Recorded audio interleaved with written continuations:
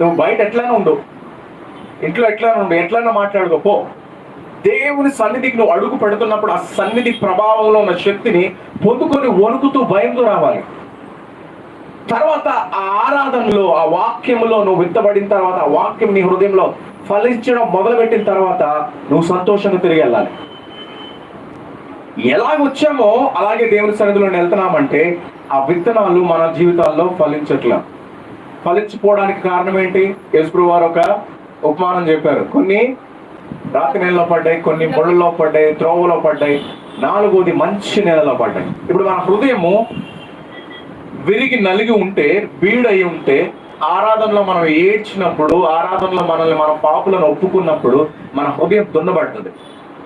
దున్ని ఆ బీడు భూముల్లో ఏ వాక్యం అయితే దైవజనులు బోధిస్తారో మంచిగా పడుతుంది ఆ బీడు భూమిలో. తర్వాత నువ్వు ఇంటికి వెళ్ళి